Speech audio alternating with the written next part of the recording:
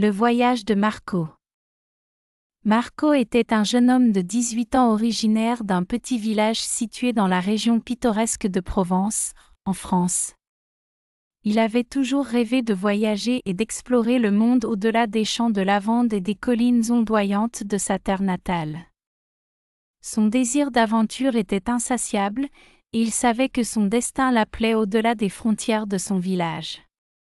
Un matin d'été, Marco se tenait sur la colline qui surplombait son village, observant le soleil se lever sur les champs de lavande. Les rayons chauds du soleil baignaient le paysage d'une lumière dorée, et Marco se sentit submergé par un sentiment de liberté.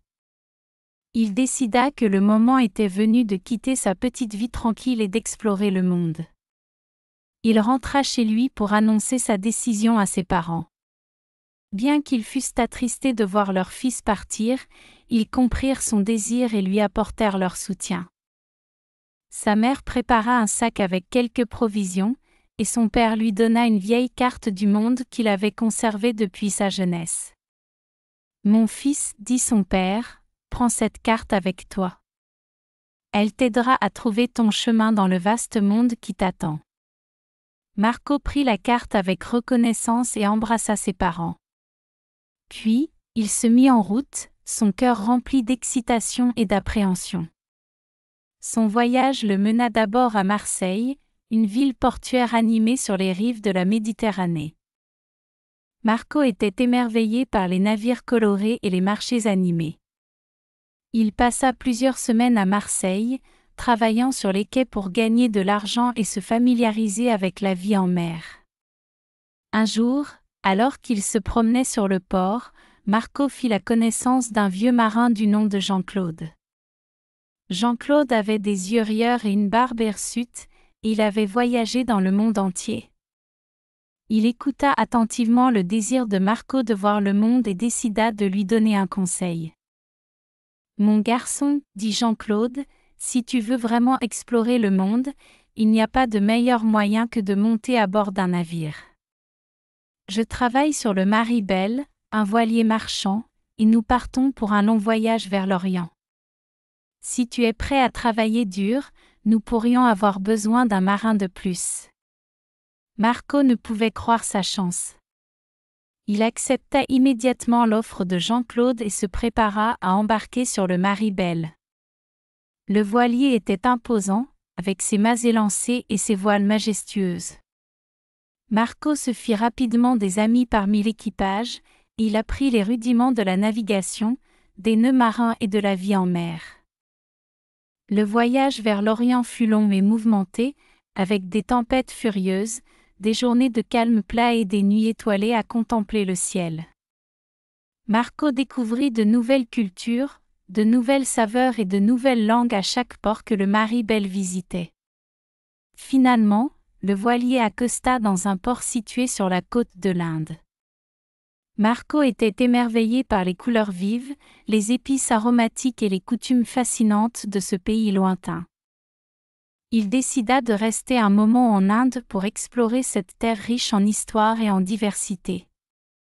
Pendant son séjour en Inde, Marco rencontra un sage vieil homme du nom de Raj. Raj vivait dans une petite hutte en bordure d'une forêt sacrée, et il était respecté de tous pour sa sagesse et sa connaissance des étoiles. Marco se lia d'amitié avec Raj et passa de nombreuses heures à écouter ses récits fascinants sur les étoiles, les constellations et les voyages à travers l'univers. Un soir, alors qu'ils étaient assis près d'un feu de camp, Raj regarda les étoiles et dit à Marco, « Mon ami, les étoiles ont le pouvoir de nous guider et de nous inspirer. Elles sont les gardiennes des secrets de l'univers. Si tu veux poursuivre ton voyage, tu devrais apprendre à les lire et à les comprendre. » Raj enseigna à Marco l'art de l'astronomie. Marco apprit à identifier les constellations, à suivre les étoiles polaires et à comprendre les mouvements des astres.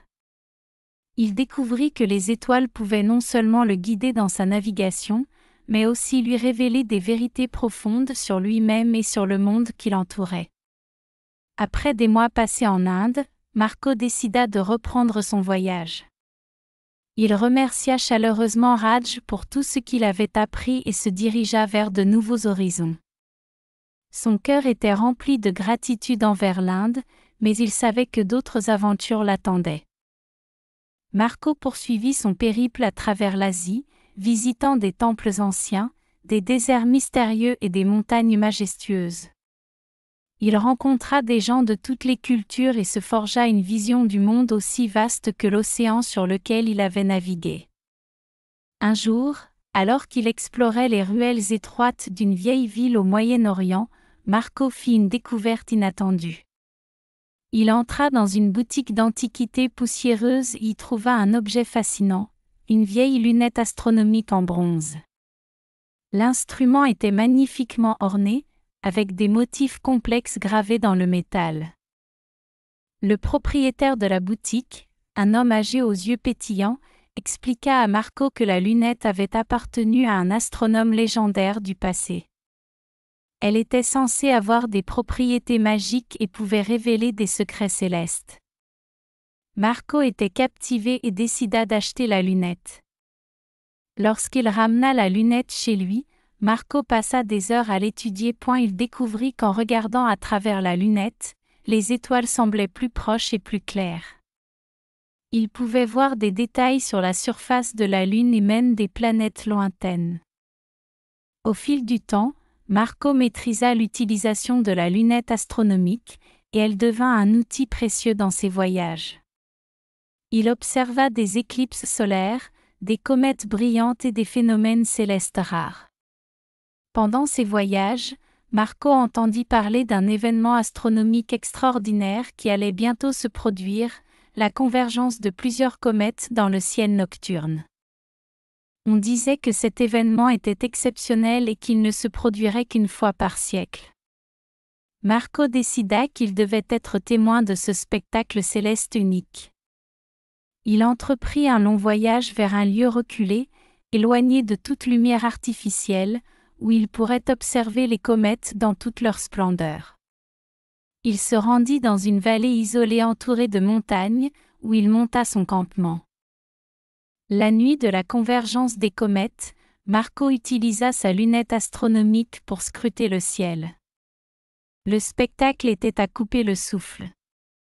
Plusieurs comètes traversaient le ciel, laissant derrière elles une traînée de lumière étincelante. Marco se sentit humble et émerveillé face à la grandeur de l'univers.